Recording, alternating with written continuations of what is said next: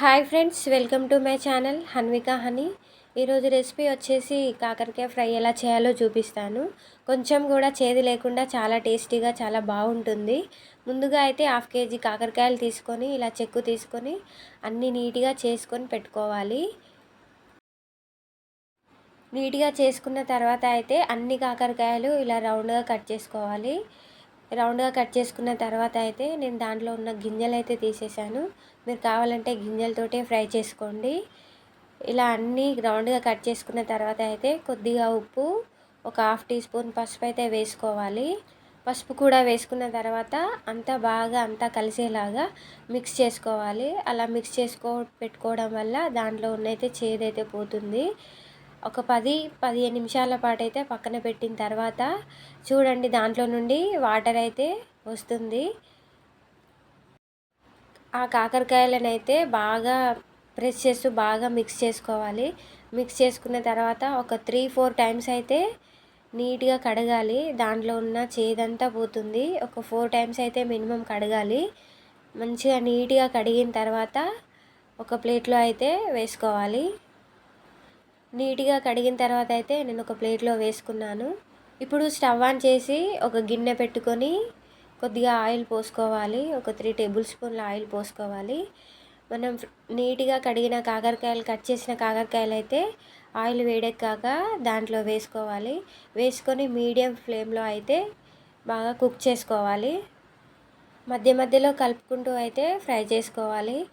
ఒక 5-6 మినిట్స్ తర్వాత అయితే అలా మగ్గిపోయాయి. ఇప్పుడు కొంచెం సాల్ట్ వేసి అంతా మిక్స్ చేసుకోవాలి.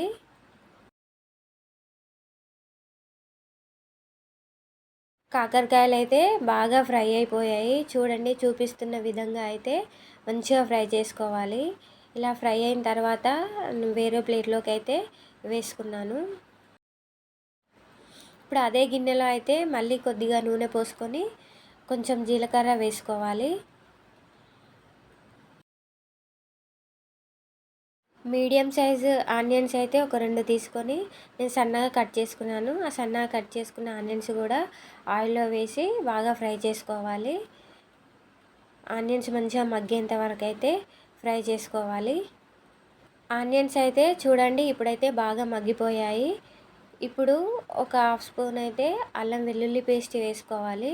మీరు కావాలనుకుంటే వెల్లుల్లి కూడా పొట్టు తీసి కచ్చపచ్చ దంచి కూడా వేసుకోవచ్చు. నేనైతే అల్లం వెల్లుల్లి పేస్ట్ వేసుకున్నాను. అల్లం వెల్లుల్లి పేస్ట్ మిక్స్ చేసిన తర్వాత ఒక 1/2 టీ స్పూన్ పసుపు కూడా వేసుకొని బాగా కలుపుకోవాలి. అంతా బాగా కలుపుకొని అల్లం వెల్లుల్లి పేస్ట్ పచ్చివాసన పోయేంత వరకు కొంచెం ఫ్రై చేసుకొని మనం ముందుగా ఫ్రై చేసి పెట్టుకున్న కాకరకాయ ముక్కలు కూడా వేసుకొని బాగా అంతా మిక్స్ చేసుకోవాలి. అంతా మిక్స్ చేసుకున్న తర్వాత మీడియం ఫ్లేమ్లోనే ఒక 5-6 మినిట్స్ వరకు అయితే ఫ్రై అవ్వనివ్వాలి. ఉల్లిగడ్డ, కాకరకాయ అయితే అంతా మగ్గిన తర్వాత ఒక స్పూన్ కారం మరియు టేస్ట్కు సరిపడా ఉప్పు వేసుకొని అంతా మిక్స్ చేసుకోవాలి. కారం వేసుకున్న తర్వాత అయితే లో ఫ్లేమ్లోనే కుక్ చేసుకోవాలి. హై ఫ్లేమ్లో పెట్టుకుంటే అయితే మాడిపోతుంది, అడుగంటుతుంది. మంచిగా అంతా మిక్స్ చేసుకోవాలి. మిక్స్ చేసుకొని ఒక 5 మినిట్స్ వరకు అయితే మంచిగా ఫ్రై అవ్వనివ్వాలి. ఒకసారి మీరు కూడా ఇలా ట్రై చేయండి. నేను చేసిన విధంగా అయితే మీరు ట్రై చేయండి. కొంచెం కూడా చేదు లేకుండా చాలా బాగుంటుంది. ఇలా లో ఫ్లేమ్లో ఫ్రై చేసుకోవడం వల్ల మంచిగా కుక్ అవుతుంది. ఒక్కసారి మీరు కూడా ట్రై చేసి ఎలా ఉందో కామెంట్ చేయండి. మరిన్ని వీడియోస్ కోసం అయితే నా ఛానల్ సబ్స్క్రైబ్ చేసుకోండి, అలాగే లైక్ చేయండి.